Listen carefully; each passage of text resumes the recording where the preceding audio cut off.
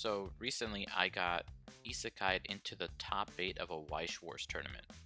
It was a team tournament and we ended up finishing second place. I was just happy to get the Shioka playmat, but some players took offense to that. We'll get there. First, I'd like to list 3 important things you can expect if you get Isekai'd to top 8. Number 1. Confirming your deck list. The first step before qualifying to play into the top 8, you have to pull up your deck list, and your deck list has to match the deck you're playing with. Although it may appear simple, accidents happen, and in some cases you accidentally put a card not listed in your deck list. So even though you're technically playing with a handicap because you have more damage in your deck, it is still considered an illegal deck, leading to a disqualification. You can also get a DQ if you play with a different set of 50 cards that isn't listed in your deck list. This is to ensure no one has an unfair advantage, because let's say you arrive to the tournament and realize most of the people are playing AOT and standby decks. Well, if you have an on reverse level 1 combo, it'd be to your advantage to change that to something else. In other words, decklist confirmations are important to prevent any foul play. Number 2. Deck check inspection. After you confirm your decklist with a judge, your deck will then be inspected for any markings and cards that stand out amongst others. The judges are very thorough, and whenever they think something's off, they will put that card to the test by feeling it out and trying to pick it out from the deck. And in cases where they can't successfully pick it out, you'll be asked to substitute it with another copy of the card. A more common occurrence is needing to re-sleeve your deck with fresh oversleeves. In my case, even though my oversleeves were probably a day old, picked up enough wear and tear and dirt to the point that I needed to re-sleeve despite having fresh oversleeves. So it's probably a good idea to make sure you have $10 or $15 to pick up new oversleeves in the case that you do need them at one of the vendors at the tournament. The purpose of doing this is to prevent any foul play.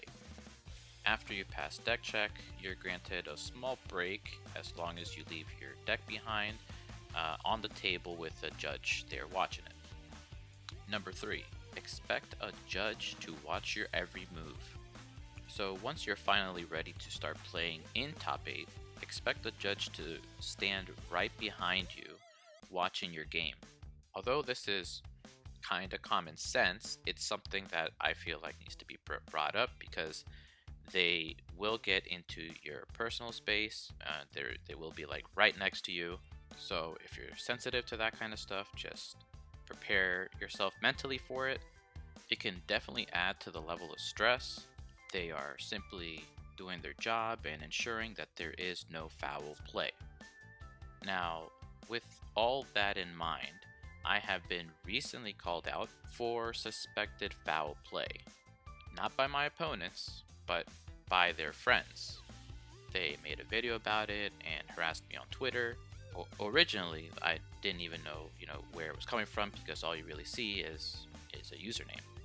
But once I realized it wasn't my opponents, I wondered, hey, do they know what happens in top 8? Specifically the part where there's a judge right behind me. And did they hear about what the actual ruling was? The first ruling was a game lost by their friends because they didn't put a card in memory and they later used that card to attack. So it was considered an irreversible deck state and lost. The other game loss was ruled in favor of their friends. I brainstormed without a card after giving my opponent my deck to cut. I used the Swordalina from SAO to shuffle back 2 cards, one being the Lemon Asuna and the other one being the 2/1 Alice.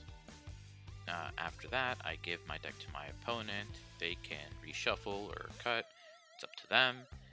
They decided to cut and gave me back a deck, but one card was left out, and the brainstorm was an illegal brainstorm because we couldn't determine if the card that was left out was from the bottom, the top, or the middle. Definitely a learning experience. So, I'm more likely now to count my deck on how many cards I have when I hand my opponent the deck to reshuffle or cut, and then count again when I receive it back. So that's what actually happened. What I heard in one of their responses on one of their videos, they said that I had refreshed with a card left out.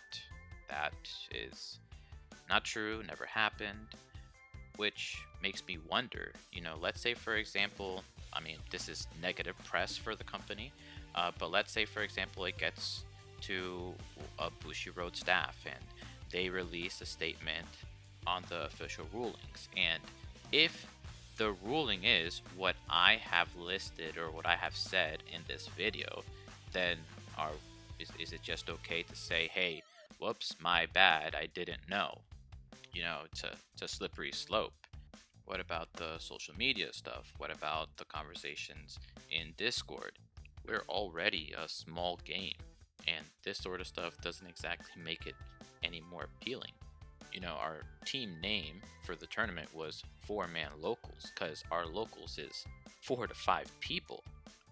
Sometimes we get people from out of state or out of town, but it's usually the same guys every week. Just something to think about, and I'll leave it at that. Shout outs to my locals, my team, Bushiroad staff, my opponents. See you guys next season.